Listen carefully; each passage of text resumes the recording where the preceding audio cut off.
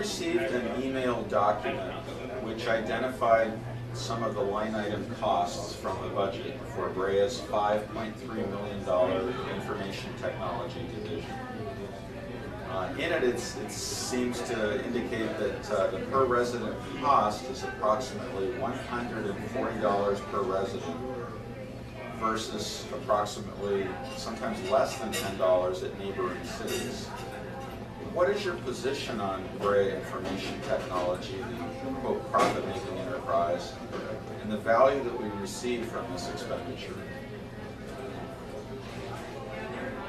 Well, this is certainly one of the areas that I'm sure you're far more expertise in than I am.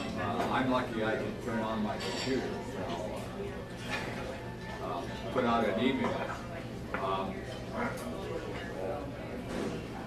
IT should be treated any different than any other department. It should be efficient. It should be providing a benefit. Now, then you did send me that information. I did read it, and I did a little research. You know, IT does earn money. You know, we sell our IT services, our technology experts go to other cities and set up computer programs, and those cities pay it. And I read your data. You mentioned that it looked like $500,000 revenue. That's the city manager's projection. That's what he claims. That's his projection. So now I went into the budget for this year, and it wasn't really the final published budget, but it was the preliminary budget. But it should have changed that much. And in that, it shows that this year will be $1.5 million of external IT revenue. Yes. Yeah. So they, you know, so they're earning money, and so you may have done this, you know, but in any financial analysis, you got to make sure things are apples to apples. Absolutely. You know, and I was not able to do that, so I can't really give you a definitive answer.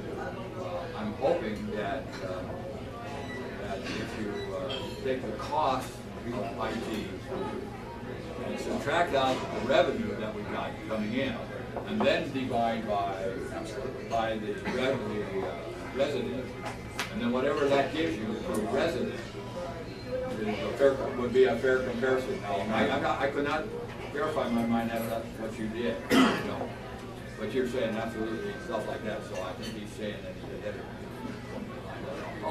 So, as a follow-up then, would you support someone taking the two enterprises, basically the Brea IT and the Brea IT quote profit center, combining them together and creating that per resident number?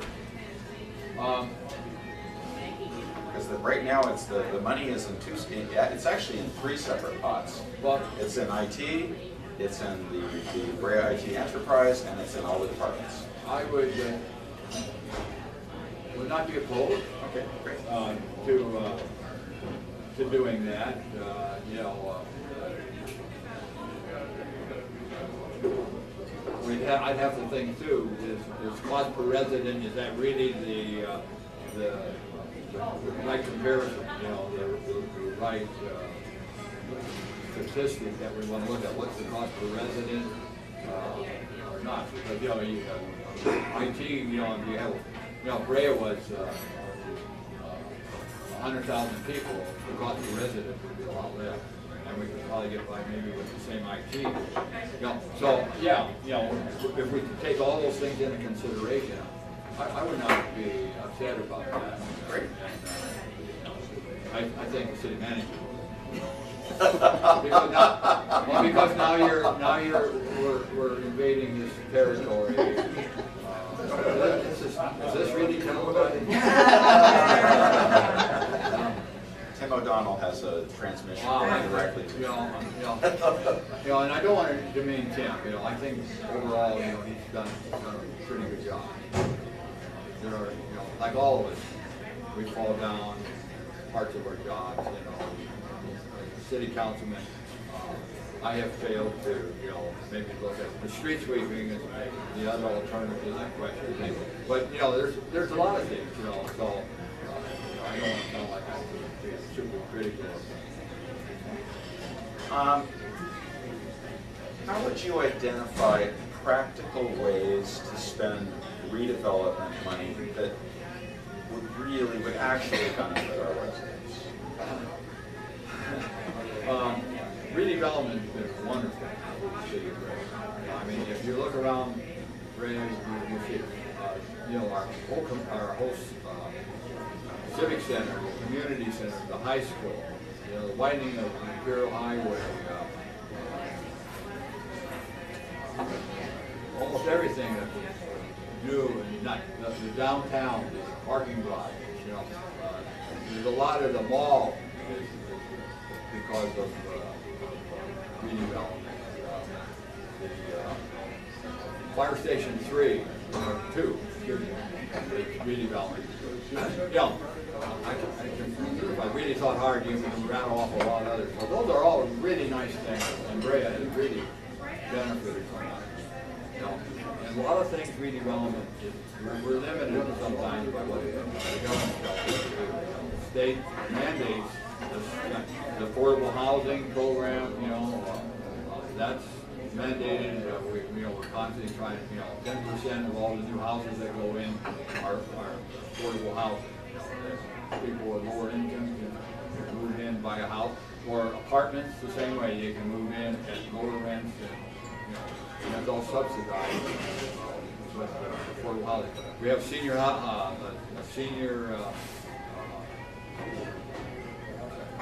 we get on the list. I think there's like 150, 200 seniors that we give $254 every month in order to help them on their rent. Okay, that's part of the program. So those things are sort of mandated, and you really are some of them. So I used to be upset with that, and I just switched over. Said, well, it's the state mandated. Why fight the state? But there are some things. Okay, there are some things redevelopment money, and I'm interested. I'm hearing from one that I didn't think that many people were tuned in, and it's the crosswalk that's going in up here at, by the parking garage. We go down and it goes across, and people say, how do you vote on that? And I tell them, well, I voted for that. And then I try to change the subject. I try to change the subject and say, but I didn't vote for I'm the only one that didn't vote for the intersection at Birch and Brea. The painted thing and the 4 canopies on each corner and the crosswalk. I didn't vote for that one, but I have to be honest on that one. But that's the type of thing. And again, it needs to be functional thing. A parking garage behind Tower Records, back there, that would be functional. I think the tracks project, the rails and trails thing, there's a park that if we can pay for that, would be that's functional.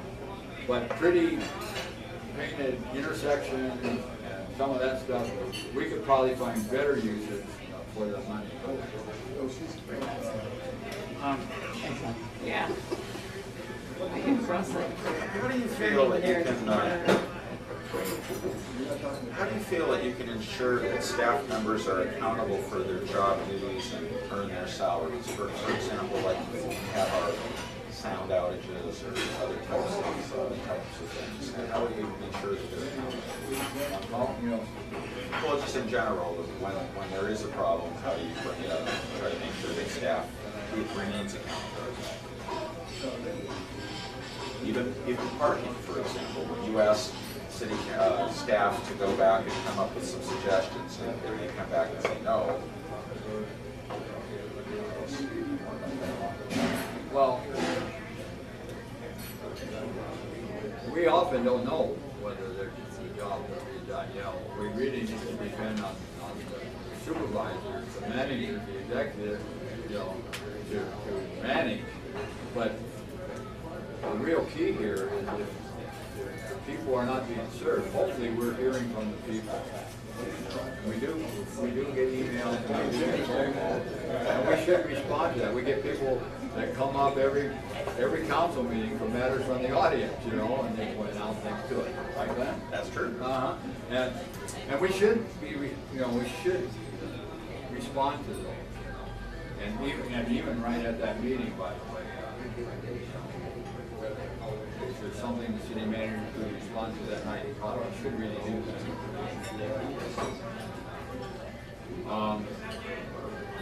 But the city council, again, we're not in every corner, every nook and cranny of the city, so you really don't know. And there's a lot of things that come into surprise. I was at a election party the other night, and I found out that the city council meeting was canceled. Just something as simple as that. I said, oh, it was? You know, and I didn't even know it, you know, and I'm on the council meeting. So there's some things, you know, that you just can't, you know. We'll give you a nice, easy yes or no type question. Well, that was a good answer. That's much faster.